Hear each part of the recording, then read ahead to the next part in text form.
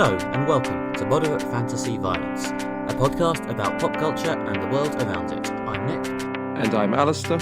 And in this fortnight's episode, we are talking about Marvel's new gun-happy Netflix show, The Punisher, and then we are diving into the related point, when is it acceptable to fake your own death? Because The Punisher is the sort of military conspiracy show where there is a lot of death faking. But before we fake our deaths and disappear, Alistair, what else have you been watching or consuming this fortnight? Well, I've been watching gentle BBC comedy drama Detectorists. Oh, okay. I've never seen it, but I know it's a favourite of the Seriously podcast. Yeah, I first heard about this on the New Statesman Pop Culture podcast, Seriously. It's a good podcast. If you're not listening to it, go check it out. I'd recommend that. So they've been championing this show starring Mackenzie Crook and Toby Jones about a couple of friends who wander around rural Essex and Suffolk, kind of looking for buried treasure, or they use metal detectors, sort of niche interest, to go around looking for old coins or hopefully bits of treasure. It's a really nice sort of gentle show in that it's about two people who are good friends, pretty much just having idle chat, which is usually very, very funny. Each series has a sort of a dramatic plot to it, but it's usually quite slight. It's one of those quite gentle, funny shows where not a lot of bad things happen, so it's quite nice, relaxing television.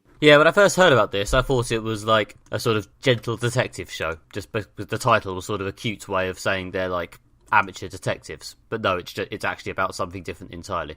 I discovered when I looked into it even a little. It's actually about metal detecting. It's actually about metal detecting. The strength of it is the two very, very talented stars, Mackenzie Crook and Toby Jones, who are, they've just got really great chemistry together. You could really believe that they're sort of like lifelong friends who are used to spending, every Saturday just wandering around fields, making idle conversation with each other.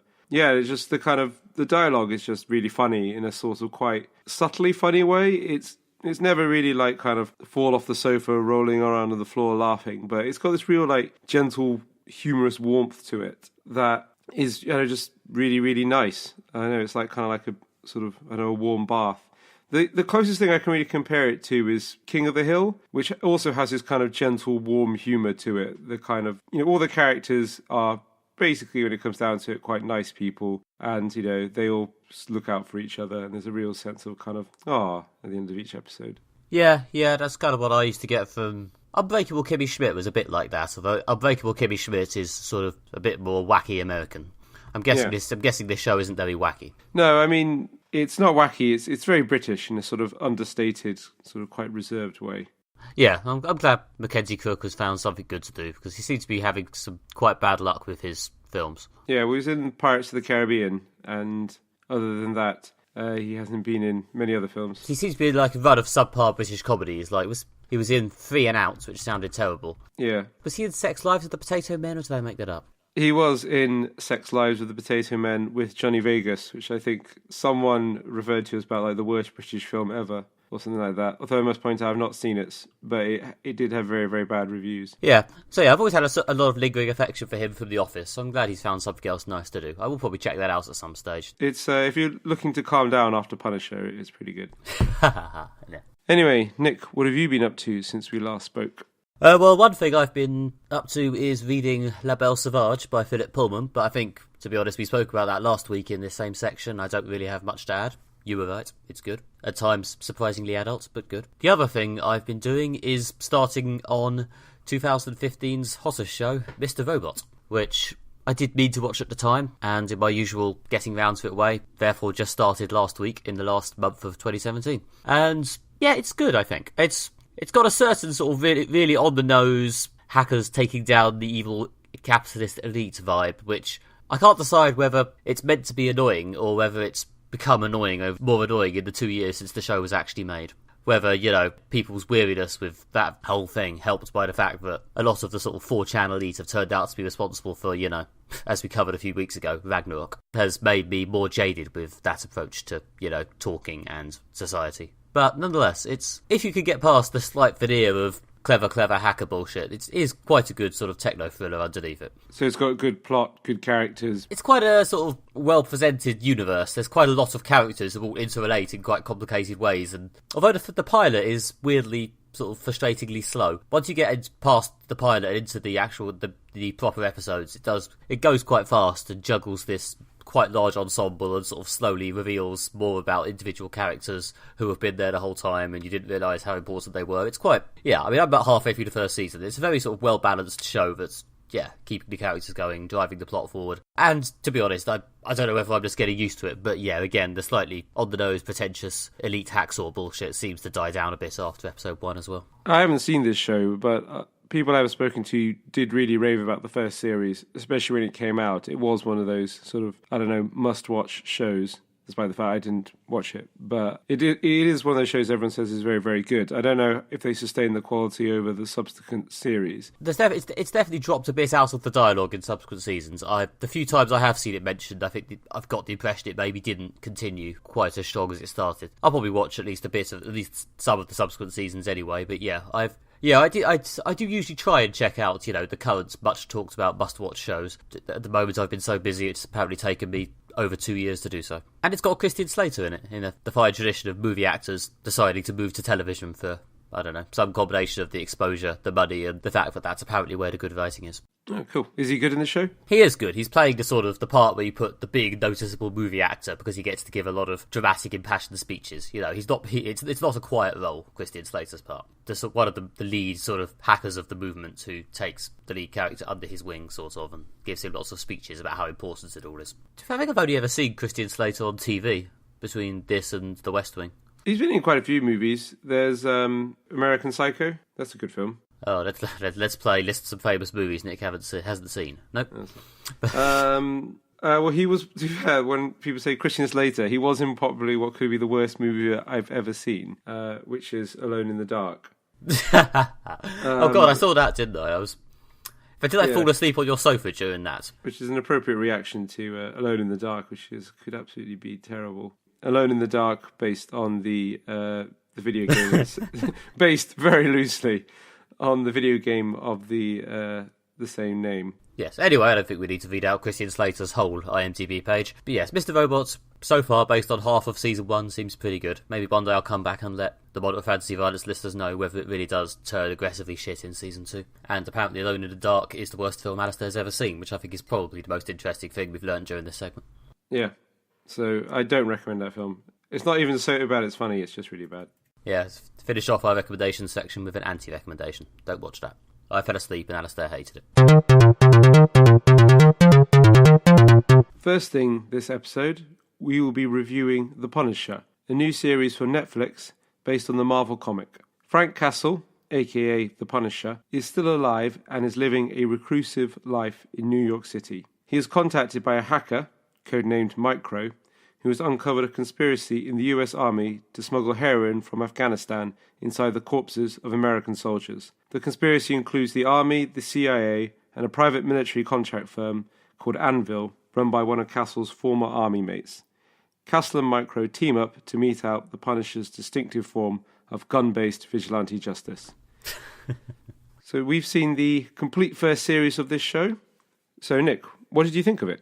All in all, this was pretty good as a TV show. I wanted to get that in because I'm sure as I attempt to review it, it'll start to seem like I'm just picking endless holes, or I guess more aptly for the Punisher, shooting endless holes. But I did just want to start off by saying, this was pretty good. It had a lot of direction and focus, which you'd really want in a Punisher show. It managed to skirt, especially around a lot of the sort of pacing problems that always seem to afflict these sort of 13 hours telling only one story premium telly shows, especially the Marvel Netflix line. A lot of them have these quite rambling pace. And the Punisher, again, suitably, does just go straight for its target in a fairly measured way. There were bits and bobs I can and definitely will nitpick, but overall this is a pretty good, enjoyable sort of action revenge show. The biggest single caveat, to be honest, is kind of what it is. The fact that it opted to do Punisher as this sort of military conspiracy revenge story. He was their number one agent. Now he's their number one target. It's not a completely invalid take on the character, but it's certainly not the most interesting possible one. Especially as his appearance in Daredevil sort of hinted they might be exploring this sort of, the fact that he's like basically an anti-crime mass shooter. But then they sort of leaned hard away from that when they actually had to make the solo show. So I don't think they're making the most interesting possible Punisher show, but the show they're making they've done a good job of it. It's very watchable. I would agree with you that the Punisher take in Daredevil was probably more interesting. I can see why they went for a different take in the TV show. One, they'd already done that, the kind of mass shooter vigilante debate. And I'm glad that they didn't try to rehash that too much, because it would very feel much like we're just repeating ground that's been trodden over in Daredevil. And also, when Frank Castle is the protagonist of his own show rather than an antagonist of someone else's show, I think you do need a story that makes him very much the good guy, in that you may not agree with Frank Castle and his extreme gun-based form of justice, but, at least you can be certain that in this show, he is better than the people he is trying to take down. They are just greedy, nasty, violent people who just want to hurt people and make money for themselves. So, you never feel sorry for anyone, whenever,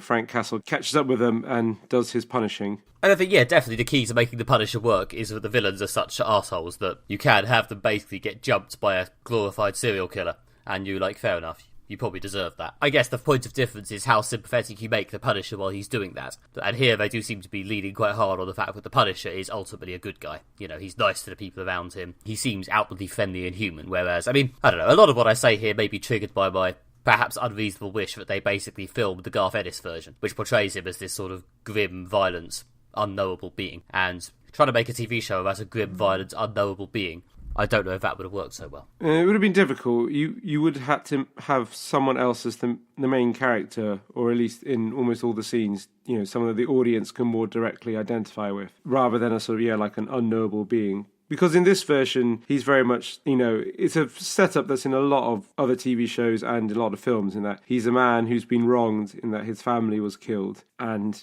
he's out for revenge. He's also helping Micro take down this kind of drug smuggling ring, who are sort of connected to the death of Castle's own family, although I've never really got my head around that. It seemed like quite a convenient sort of link up that this conspiracy is also connected to, the death of Castle's family, despite the fact that was, I think, quite thoroughly covered in Daredevil Season 2. Well, yeah, I guess that was, again, the desire to make it into more of a personal revenge story, which did help it personalise it and make it seem a bit more relatable to Frank, but also perhaps made it seem a little bit more generic. I don't know, Micro has been in a lot of the comics. He's sort of, the Spider-Man Homecoming movie called The Guy in the Chair, the man in the chair, the guy who sort of sits there at a computer and tells the hero who to punch. Yeah. The Garth Ennis stories, again, I will at some point stop talking about them, did basically write Micro out as soon as he came on, just so the Punisher could be this one-man, unknowable thing with no friends. Possibly the problem with that is it's the sort of thing that works well if you get someone who does it brilliantly, and if you get someone who does it badly, it will just be incredibly boring. It'll just be a man walking into a room and shooting nobodies. I thought Micro was, a good character, very much in the sort of archetype of techie sidekicks. I did like the fact that he has a plot line in which he's faked his own death so that he can take down this conspiracy without them threatening his family, I think is the idea. But the family's still out there, so there's a family without a father, and Castle's a father without a family. And there is quite a good plot line how he befriends Micro's family, who think Micro's dead, and kind of becomes the surrogate father figure, which obviously leads to tension between, Frank Castle and Micro, because Castle's sidekick is worried that he's taking his family away from him. And there's quite a good tension there, and there's quite a lot of dramatic irony. The fact that the audience knows that more is going on than certainly this family does, and that leads to tension. So I did like that plot line. Yeah, I like that plot line a lot, partly because it was handled with a degree of, is maturity the word? They're definitely trying to make TV for mature viewers, so I guess so. Yeah. It didn't immediately explode as Micro throws a strop and starts screaming at Frank, "You get away from my family! You get away from my family now!" There was a certain degree of, mature acceptance that this is the situation he's put them into. It's the best he can do, and the fact that he hates it is something that he's just going to have to sort of deal with, and it just sort of comes out occasionally in these outbursts, but basically it's just something they have to live with together. And the Punisher Micro dynamic is probably the best part of this show. It's certainly one of the best parts of this show. Yeah. There's sort of way they play off each other and sort of like each other and need each other and occasionally have massive arguments with each other. And it is played off as this sort of ongoing relationship with sort of ebbs and flows, but is basically based on the recognition that even though one of them is the Punisher, the most masculine macho man in the world, and the other is a man with a computer and a scraggly beard, they do have a lot in common. Yeah. There's a lot of complex emotions, and it's good.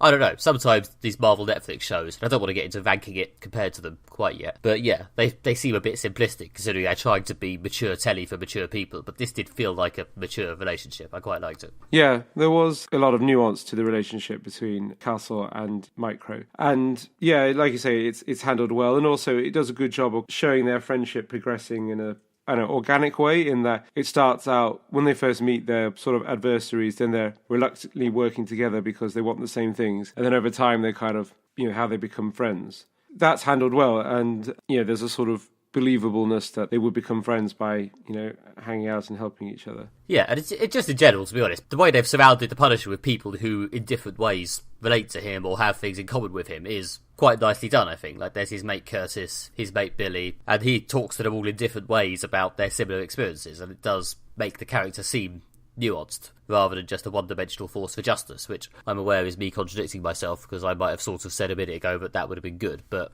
the version of the character they've done, I think, as I said, is done quite well. They give him a lot of people to play off in interesting ways. Yeah, I think that's it. I mean, you could talk about what would be the best way to do the Punisher. I don't think any version in it of the Punisher itself is inherently superior to any other. It's how you create the story around that take on the character. And I think, as you said, they have created a good, entertaining story here. The conspiracy plot line is, is entertaining. There's twists and turns along the way. There's bits when, like, one side seems to have the upper hand, like the Castle's got the conspiracy spooked a bit, and then there's bits when they find ways to strike back at him. I did feel that maybe it did suffer from the Netflix thing of it could have been a little shorter. I did feel in the middle, maybe not so much as some other Netflix shows have suffered in this way, but at some time I did feel like, the pacing is sort of slackened a bit, and that there's a fair amount of cat and mouse stuff in the middle that I felt could have been dropped, and it might have been a shorter, tighter show and would have been better. I think that's almost always true of all of these. I thought this was probably one of the least slackly paced of the Marvel ones, certainly. Most of the Marvel Netflix shows, I usually say this could probably lose a third of its running time quite happily. This may be just an episode or two, I think. Yeah, I think you're right there.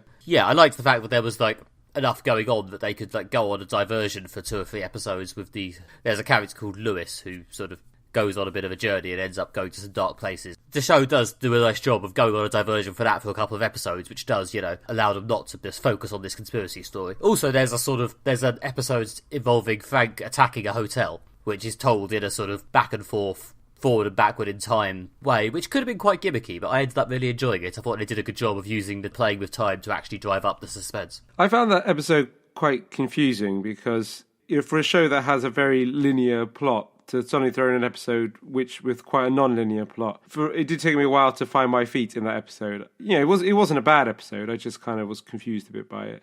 It was a bit odd, but that is the only episode where they did basically any time play except very basic flashbacks. Yeah. And suddenly they had this whole Rashomon thing where they were showing different perspectives on the same event, and even on one occasion a whole alternate version of the same event that didn't actually happen. Yeah. No, I thought it was a nice bit of experimentation. I thought it was quite a good way of shaking things up and keeping things interesting and stopping me from thinking, oh, this is going on a bit. Yeah. Yeah, all the acting was good, especially John Bernthal. I feel John Bernthal is on the verge of being added to the list of characters who basically embody their superheroes. It's impressive, very impressive. Like Gal Gadot, Robert Downey Jr., impressive. Yeah, I thought he was very, very good. He brings a real smouldering intensity to the role of the Punisher. You get the feeling that he could just erupt into violence at any second. In the bits when he is fighting or engaged in acts of extreme violence, he really makes it a full body performance. There's so much sort of grunting and shouting and things. You really get the sense that this is someone who throws all of himself into his acts of violence. Yeah, exactly, yeah. The bits during the violence scenes where he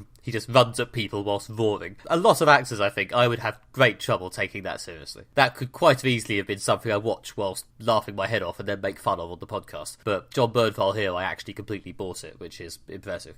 Yeah, there's a fine line to doing this kind of full-bodied performance in an over-the-top way, or just coming across as silly. Yeah, I thought he did a very good job of making it believable, and I know also kind of knowing when to dial it back and having the moments when he just kind of sits there, sort of stewing quietly to himself, or the bits when he is just shouting and yelling and running at people. It's not just an entirely one-note performance for a character that has kind of one emotion, anger, but in varying shades. I think he managed to bring a kind of quite a full spectrum of different reactions to the performance. It wasn't just kind of one thing over and over. Yeah, I mean, his sort of introspective conversations, as I said, with various characters were actually quite interesting. And, because he was actually able to have conversations with a lot of the other characters who were ex-soldiers about, how it feels and what it means to be an ex-soldier and indeed what it means to be a soldier, it did actually feel like the show was in some way trying to say something, which is nice when you're watching a show about the Punisher, which could easily have just been, gun porn. Yeah. It did at least spout the vague idea that it wanted to say something about the consequences of violence and of being a soldier. Yeah, I liked a lot of the plot lines involved around that. Yeah, a lot of them involving Castle's former army buddy Curtis, who sort of runs a support group for veterans and, is, to some degree, supposed to be Castle's his conscience or sort of moral side. Yeah, I did like the way that sort of, show explored PTSD in soldiers and also the effect of, returning from war, depression and PTSD, the sort of sense of lack of purpose. I think he was definitely trying to, say something about kind of the way we treat soldiers and the effect that war and, as you say, war and violence can have on people, and how a lot of the people who have experienced violence in war find it very difficult to deal with, and it has a big impact on their lives. That was interesting, and like you say, had something to say, and was one of the kind of more sort of meatier bits of the show. There was some bits of the show when it kind of tried to get into the debate around guns. Oh, God, yeah. And that was less good. That wasn't very good, because I got the feeling the show really wanted to say something about the gun debate, but didn't really know what it wanted to say. There was a kind of a sense of people going around shooting people is bad, but also we need guns in some way to protect ourselves from the crazy people going around shooting people. And then there's a politician who wants gun control, and he's basically a coward and hides behind lots of people with guns for his own protection. There's a journalist, the carrying character from Daredevil, who seems to talk a lot about why it's important that we should be able to own guns, but at the same time why shooting lots of people with the guns is bad. I mean, I guess in any way, it is a reflection of, the state of the gun debate in America, in that it's very confused. There's a lot of high emotions and no one really knows any kind of resolution. Everyone's aware that shooting lots of people is bad. People also seem quite unwilling to give up the guns, despite the fact lots of people get shot. And then there's a lot of emotional rhetoric thrown around that doesn't seem to lead to anything. So the show's attempt to kind of tackle the gun debate, I felt, was a bit clunky and were not particularly good. Yeah, I mean, to be honest, to be frank, disappointingly, after it actually managed to do the sort of PTSD soldier stuff with some nuance, the gun stuff was a bit...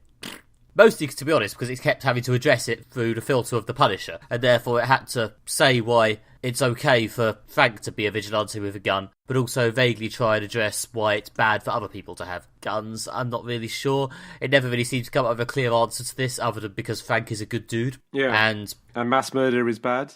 And mass murder is bad, except when Frank does it. Yeah. That is kind of the problem of doing the Punisher without diving into the Garth Ennis, look, he's just a monster version. If you want to cling on to the fact that he isn't a monster, then you're kind of stuck when you try and address with issues like this. There's two sides to it. Either, Frank is a monster who's a product of our society, or basically Frank is good and society is the monster, and, and he's fighting back against it. And it's...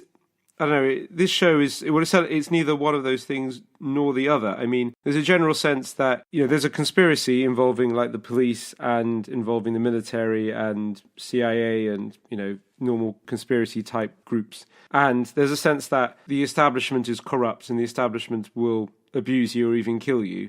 So people need to be prepared to take matters into their own hands, as the Punisher does on a sort of regular basis. That's kind of his raison d'etre. But, there seems to be a sense you can't trust authority, therefore we need guns, and therefore we need, people like the Punisher prepared to take down authority. But also there's a sense that also the show wants to say, but the military is a really great institution. There's really nothing wrong with that, other than the fact it does kind of take up soldiers, chew them up and spit them out. I don't know, again, it is attempting to actually be a show with some nuance, which is, and it sort of manages it with some of the military stuff by sort of saying, on the one hand, the military can be good, there can be this sense of amazing brotherhood, on the other hand, also PTSD. And I think it pulls that off with at least some degree of intelligence. But it can't seem to muster the same intelligence on gun control, possibly because it tries to rush it through in 2 episodes. But even, which, yes, humorously, that is rushing by modern TV standards. But Yeah, it just doesn't seem that interested in engaging with it beyond the comedy senator and the Karen Page, who, I mean, I quite liked Karen Page in this show, to be fair. Even if her sudden career change into journalism is still slightly weird. She does have a nice, sort of interesting relationship with the Punisher. And the idea of giving Karen, who we fundamentally like, a gun and a vaguely sort of pro-guns for self-defense position, on paper, tick. You know, on paper, that's not a bad way of starting off a debate and making it interesting, but in practice, they don't quite make it work. I mean, they have some good moments, like the sort of rich man telling Karen, like, society should protect you, you don't need a gun. And then her being very much like, have you ever been a woman in a city? Obviously not. And, you know, it's dangerous. And you know, that's a good point also, like, you know, white, straight, rich men lecturing women on how they should look after themselves in a dangerous society. I can see the kind of point they're trying to make there, but I think the issue with the show is it doesn't really know what it wants to say about guns, whereas it does know what it wants to say about the army. It doesn't want to say war is amazing, kind of America, fuck yeah. And it also doesn't want to say, like, you know, all war and violence and anything to do with violence is bad. You know, it's got a vaguely nuanced kind of point that also has, like, characters in it that are believable as the sort of, you know, people who may have been in the military. Again, they're characters that if you took them out of a show that's, you know, on some level about a superhero and put them in a, you know, small town American drama like The Deer Hunter, that character is totally believable. They don't need the slightly fantastical stuff to be believable. So it's got something clearly it wants to say in that plot line and does a good job of saying it through some interesting characters, with, you know, Curtis and others you mentioned. The Gum one, I mean, it just, like I say, it just doesn't know what it wants to say. Obviously, you know, society has to be bad for the Punisher to be good.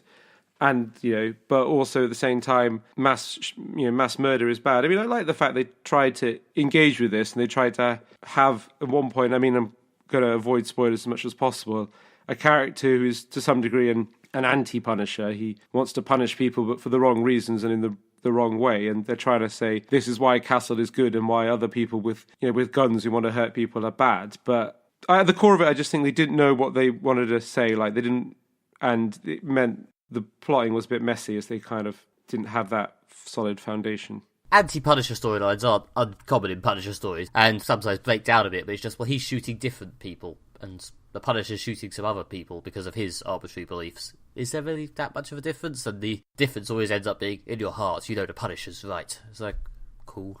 Yeah, that's kind of what they do here. Yeah. Oh, and there's a comedy sort of character in the veterans group who makes the NRA position whilst always wearing a different bit of NRA paraphernalia, which, on the one hand, I found it quite... I wasn't sure if that was one of the few bits in this show that did slip over into unintentional comedy. On the other hand, you know, there's one thing we've learned over the last few years in politics, maybe that degree of stuff that we mock as a stupid cliche does actually exist, so who knows. Yeah, and also, if they're trying to make a point, being blunt is one way to do it. The casting director seemed to phone up a casting agency and it's like, do you have a man who really, really looks like Steve Bannon? Because we've got a disgusting right-wing Toad part in our TV show, so that's kind of what we're going for. Yeah, I mean, he doesn't have that many scenes, and we just need it to come across, like, instantly. And if there's any nuance, we'll give him a hat.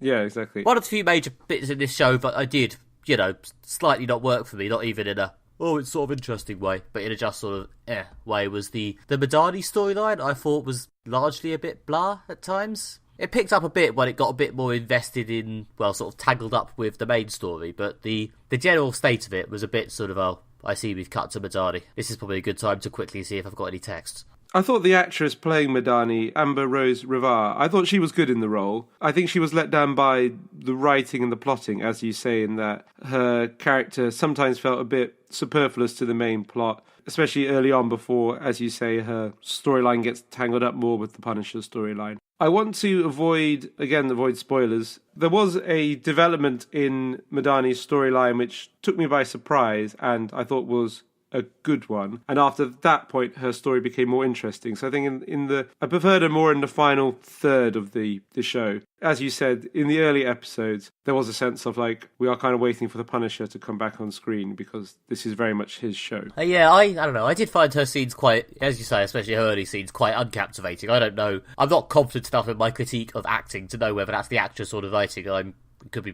one, it could be both. I did like her a lot better when it got into the main story, so let's assume it's probably the writing. Yeah, it's for some reason a lot of the scenes with her and her partner bantering did seem to be ripped straight out of the book of slightly generic cop banter, and it really got a bit.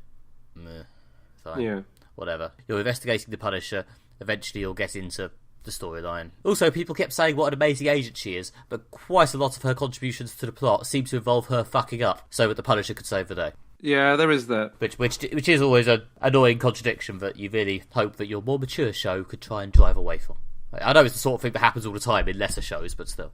Yeah, that is also a trope for female characters. I think the most obvious example of this is in The Newsroom. The greatest female character show in the world. Yeah, exactly. I do like Aaron Sorkin's writing, but he does have priors for this. The Mackenzie character in Newsroom is one who everyone talks about how great a reporter she is, and then she comes into the show and fucks up, for example, by emailing about 500,000 people about her sex life. Is that a trope for all female characters, or is it a trope for Aaron Sorkin's writing? He loves to big up how amazing people are, and then he has to have them fuck up for comedy, and that character just gets nailed with it. It's a recurring trope across female characters, the fact that you get people saying, oh, they're amazing, but actually when the character appears, they seem to need to be taken down a peg, whereas it doesn't happen so much with male characters. And it's not just the Punisher, and it's not just Aaron Sorkin's. Those are just examples, but yeah, I mean, ultimately the problem with these vigilante shows, I guess, is that you generally have to have the cops be weirdly ineffective so that the hero can save the day, because there's no point to a vigilante if the cops can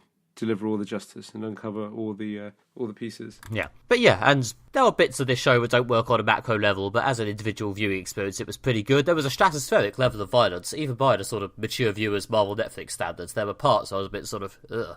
Yeah. Especially in the final couple of episodes, it gets a bit messy. Yeah, the last two definitely had some really violent bits in it. Yeah, even as someone who is generally, I've seen a lot of violent films in my time, and played a lot of violent video games, there were definitely bits in this one where whoa, this is quite visceral, is really the only word for it. There is a lot of really quite detailed violence. Also, quite a lot of detailed sex. This is not the sort of show when two characters get together, they kiss a bit, fall over on the bed, and then there's a tasteful fade to black. There's very much of oh, yeah, there's all the clothes coming off, and oh, that's definitely, the bit when that goes into that, even though they're not actually, showing penetration. But there's a lot of quite...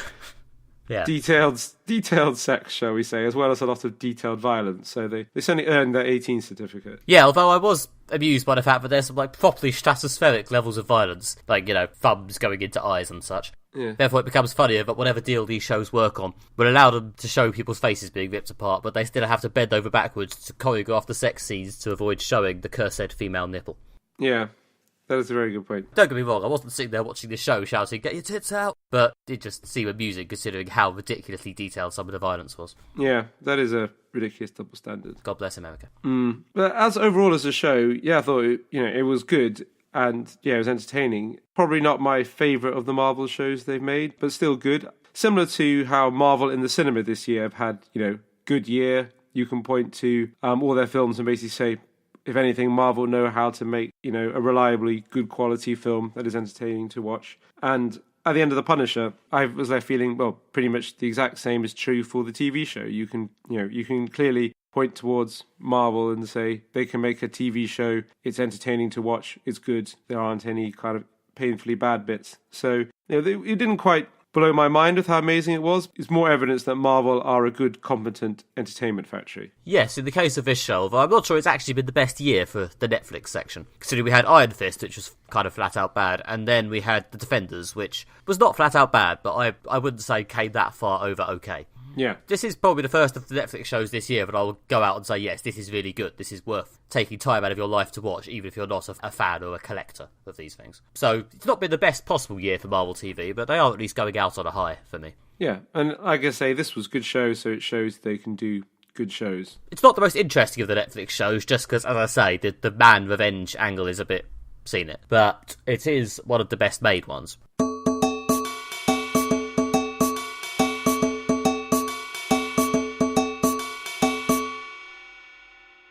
Next, we will be discussing when is it acceptable to fake your own death. Both The Punisher and Micro fake their own deaths at different point in the TV show The Punisher, but is it okay to do it in real life? So first off, Nick, have you ever faked your own death? The closest I've ever come to faking my own death was the other day when I decided to delete the first few years of my Twitter account just because I was slightly worried that it might be slightly embarrassing in retrospect. That's probably the closest I've come. Is that quite tragic, or is it quite normal for most people to not come that close to faking their own death? Well, social media death. Maybe that's the closest you're going to get nowadays, especially in your actual real life. The idea that if you somehow completely shame yourself on the internet by some monstrous level of harassment, or by doing something flat out horrible like serial murder and having it widely reported, does that mean you just have to stop messing around online on your own name? Does that mean it's time to fake your own death or return under a fake or altered or heavily anonymized identity? Yeah, I mean, it is possible to delete your, as much as possible to delete your kind of presence from the internet. I suppose you can delete all your past tweets and delete your Facebook. Although I suppose these tech companies keep all the data, so I've known people, you can delete your Facebook account, and then if you recreate your Facebook account, it all comes back. Yeah. So back from the dead. Yeah, so even if you delete it, it's still there. Although I think there is new legislation coming in where you can require companies to delete all the data that you have on you. But we probably shouldn't discuss GDPR in detail because everyone will fall asleep. Which is not the desired effect. Maybe that's just the illustration of what millennials we all are. The question says, fake your own death. We both immediately start thinking about death. That's like deleting your Facebook account, isn't it? That's basically the same. I mean, I can't imagine anything worse. I don't know. Well, I was the other week thinking about a friend from university and being like, I wonder what they're up to these days. And I spent a while typing their name into Facebook trying to find their profile. And when I concluded that I couldn't find it, my first thought was, I wonder if they're dead. That's why they're not on Facebook. Although they probably just have a lot of security so that random friends from 10 years ago can't just look them up. But yeah, if you're not on Facebook, or Twitter, I suppose, or Instagram, and you're our age, then isn't that the same as being dead? Well, yeah, I mean, that's living off the grid, isn't it? That's being a nomad. As opposed to being a digital nomad, which as far as I can tell involves having no fixed address, but being massively online. Yeah, I mean, I guess obviously we don't live in the life or death world of the Punisher, where you have to actually fake your death in a more substantial way than just deleting your Facebook. I mean, I didn't know many military, SAS, Marine type people who I could really ask for this question, so I don't know to what extent these sort of things actually happen. I mean, I guess there is witness protection and shit, which does basically involve moving away and changing your identity. Whether they go to the trouble of faking your death for you, I don't know, or whether they just sort of vanish. I mean, I don't know about how witness protection works. I know how it works in TV shows, but that's not necessarily the same thing. I did actually try to look up a list of notable faked deaths for this segment, and there aren't actually a huge number of really famous faking your own deaths. However, I guess the more you think about it, the best notable fake deaths aren't notable fake deaths. They're people who faked their own death and got away with it, and everyone thinks they're dead, just making it a death, which is unremarkable. There's the odd famous example. I think that the most notable one is there was that British guy, John Darwin. He faked his own death in a canoeing accident off the coast of Hartlepool, which is a small town in the north of England, for our American listeners or our British listeners who don't know about Hartlepool. Well, it's difficult to work out exactly why he did it, but I think it was something to do with insurance money. Yeah, a lot of the cases I have come up with from real life in my attempts to research this segment were, life insurance fraud, basically. Where they fake their own death, often in boating accidents, actually. That seems to be a very popular way of making it seem like you're dead without having to actually supply a body. It's like, oh, the body's in the water somewhere. Yeah. I mean, to be honest, I'm quite squeamish. If I wanted to fake my own death, I'd probably just tell everyone I was getting in a boat, then point the boat towards a waterfall and leg it. Yeah. I'd hope there were sharks down below to further justify my point. I mean, when I was thinking about it, there's kind of two broad approaches to faking your own death. The good reasons and the bad reasons. What does seem to be more common in real life is faking your own death for bad reasons. As you say, insurance fraud. On the list of notable fake deaths, there's several finance types, bankers and politicians who fake their own death to escape the consequences of their illegal actions. Yeah. John Stonehouse tried to fake his own death, I think, to avoid some kind of legal complication. Samuel Israel III, another financy type who I think tried to escape some kind of prosecution for financial foul play. Yeah, so there seems to be committing fraud or getting out of the consequences of something you've done do appear to be common reasons. And then I guess the other type is the virtuous reasons, like as explored in the Punisher show, such as, well, if bad people are coming after you and your family, you might want to fake your own death to get out of it and so you don't get killed in real life or so that your family don't suffer. So yeah, there doesn't seem to be many real life examples of this happening. Because everybody who does that in real life is incredibly good at it. Or because it only ever happens on telly. Yeah. Well, it seems like it might be acceptable to fake your own death if you can justify it from a virtue perspective, although based on the struggles of Micro in The Punisher, the main sticking point seems to be, do you actually tell your family you've done this? Or do you fill your family's house with cameras and microphones so you can quite creepily watch them go about their normal life whilst crying into a bottle of whiskey? To be honest, I think a level of emotional detachment is necessary if you're going to fake your own death. Well, yeah, and therefore I guess you may as well not tell them you've done it, because at least then maybe you can all move on with your life. Whereas if you tell them, yeah, I'm going to disappear, I'm dead, you probably shouldn't tell the kids, because they're like stupid children and might not be able to understand the concept of faking your own death. But, you know, I'm going to disappear, and we're just going to have to sort of know that the other one's out there but not actually do anything about it. Yeah. Yeah, theoretically, I can almost see why not telling them might be the kindest option in some sad way, but only if you're genuinely capable of moving on and aren't just going to sit there, as you say, watching them on hidden cameras and sobbing. Yeah. Which, if you don't have the Punisher to sort it out for you, seems like a bit of a sad option long term. There's going to be some awkward explanations later when he, I don't know, has to explain everything, including the cameras. It's like, well, you know that year when you thought I was dead? I was alive and I was watching you on the toilet. Well, if you knew you were coming back in a year, you'd probably just tell them. The part of it becomes more of a "do you tell them or not" question. Is surely if you're faking your death in a more open-ended fashion, much like death itself, where you don't know if you're coming back or not. Yeah, and just leave them hanging on indefinitely, and then you might have to uninstall the cameras and consider doing something else with your time. Yeah, I don't know. I suspect it might be one of these things that's alarmingly popular in stories compared to real-life events because it provides a certain sort of cut-off to provide a sort of pleasing, clean break in the story. Gives you a starting point with a character with no friends and a clear backstory, because we all know as writers, the annoying parts when creating characters is making it seem like they actually have a real life, without giving yourself a fuck ton of people to juggle.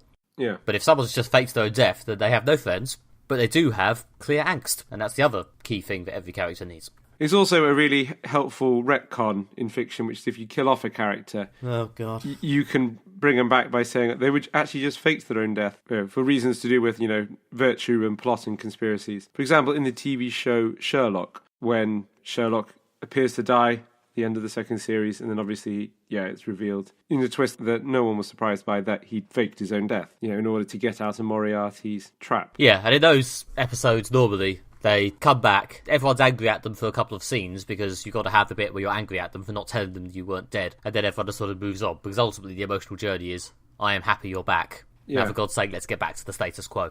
Yeah, exactly. Or, you know, for example, is it Fast and the Furious 6 or Fast and the Furious You're asking 7? the wrong person. I think Fast and Furious 6 is when they decide to bring the Michelle Rodriguez character back from the dead. So despite the fact killing off that character by having her car exploding in, well, maybe in Fast and the Furious 3? Yeah, but that was a clearly kind of, actually her death was faked. And it was like, you killed that character quite convincingly and now you've just kind of decided you want to bring them back from the dead. So that's one of the reasons why I think there seems to be a sort of, I don't know, the concept of fake your own death has captured the public's imagination, despite the fact it either doesn't happen very much or happens a lot, and most people who do it are good at staying dead. Based on the fact that the list of notable fake deaths in fiction is quite a lot longer than the list of notable fake deaths in reality. Yeah, but as a leader of superhero comics, funnily enough, I'm quite familiar with the faked death, as no one stays dead in superhero comics. Generally what happens is you decide you want to kill off a long-term character from the franchise, like, I don't know, Peter Parker's Aunt May or something. Spider-Man is my area. And so you kill them, you get the big impact, some people cry if you write it well, and that particular story was written quite well. And then you realise, oh, actually no, that's bad. We've now lost a long-term character who everyone recognised and who is in the movies and stuff, and now we have to bring them back, which means you end up with the strange situation where even Peter Parker's elderly aunt has come back from the dead.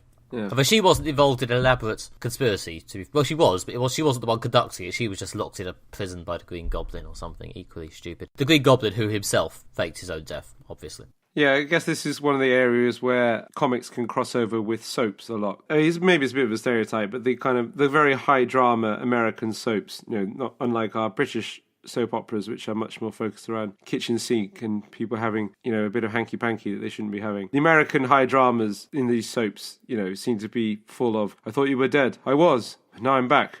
Because I know the secret, sort of thing. I don't know. The idea that you can kill off characters, bring them back, and just constantly, you know, ratchet up the tension by bringing people back from the dead and things like that. Yeah, I mean, I was watching EastEnders back in the day. I think when I was about 18, I was watching EastEnders before I went to university. I went cold turkey and just never came back on because I didn't have a telly at university and iPlayer hadn't yet been invented. Yeah, I used to watch EastEnders, and there was definitely the bit where they brought Dirty Den back from the dead after having killed him off by having him get shot and fall into a river, or a canal possibly, about 20 years beforehand. And I do remember it seeming a really weird and totally odd moment, because that wasn't the sort of thing EastEnders, a British soap opera known mostly for, as Alistair says, kitchen sink sadness. Doesn't usually bring people back from the dead, they usually just get stabbed.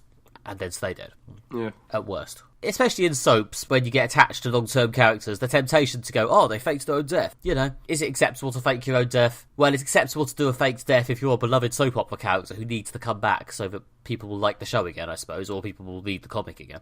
Yeah. If you're popular enough, then, you know, it's always acceptable to fake your own death. No amount of implausible weirdness should stop you from coming back. I mean, you know, in comics, because they're comics, you know, people have come back from the dead just by, you know, negotiating with the angels till they agree to let them come back, you know. Plausibility really isn't an issue. Another reoccurring trope, I suppose, is the kind of faked death stroke memory loss thing. You know, you have a character who returns from the dead and also they can't remember what happened in order to create some suspense. I think also John Darwin, notable British canoer, faked death. When he reappeared in a police station, did at first claim that he had no memory of what had happened, but I think that was later found out to be a lie. I'm sure that can't really seem that plausible if there's, like, any space of time involved. Because surely if someone appeared with no memory, someone would actually, you know, look into who they are, or they would go into some sort of system. I think he claimed to have no memory since, you know, the accidents that supposedly killed him up to the present. I fell out of a boat, I banged my head, I woke up, I had no memory, I thought, right, I better expertly fake my own death.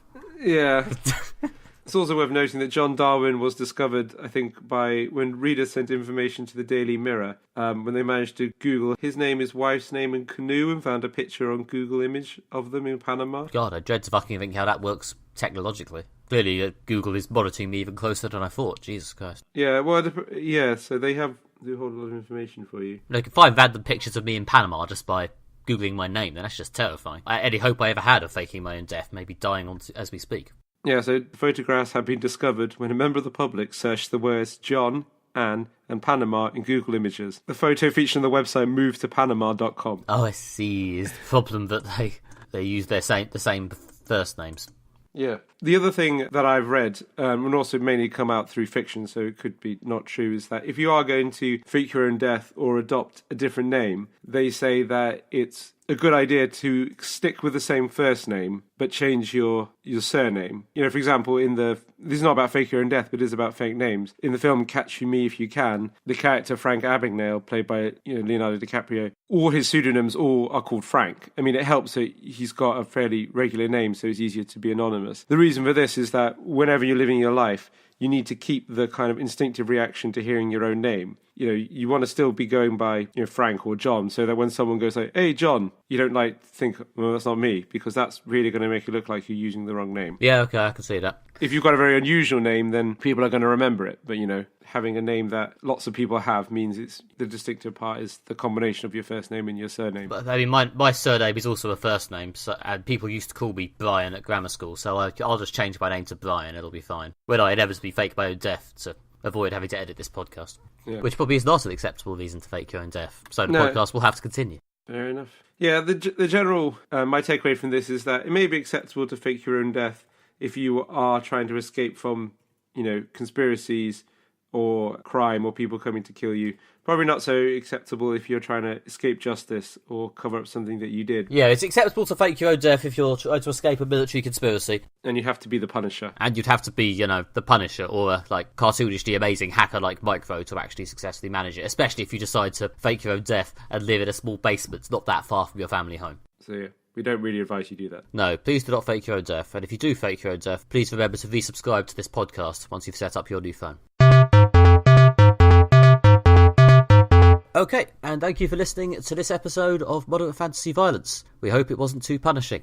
If you want to find out more, and after that amazing joke, I don't see why you wouldn't, you can go to our website at moderatefantasyviolence.com, where there is also the occasional article and deleted scene bit. And of course, if you haven't already, you can subscribe to us on iTunes or Stitcher, which also have the option of leaving reviews, and we would love it if you did that. 5 stars, please. Thank you. You can also find us on Facebook by searching for Moderate Fantasy Violence, and our purple logo will pop up. You can also follow us on Twitter, where we're at MFV Podcast, or again, if you search for Moderate Fantasy Violence, you'll be able to find us. I've been Alistair Ball. You can follow me on Twitter at AlistairJRBall, and you can find more of my writing at redtrainblog.com. gmail.com. And I've been Nick Bryan. You can find more from me at nickbryan.com, including my Christmas comic story, which should be up around now, with lovely arts by Robert Ahmed and letters by DC Hopkins, which is about some aliens discovering Christmas for important capitalist reasons. And there's also my Twitter at NickMB, where I tweet about the fact that that comic is out. Okay, and that really is it. Thank you once again for listening. We'll be back in 2 weeks, when we will, of course, be talking about Star Wars. See you then. Bye-bye. Bye.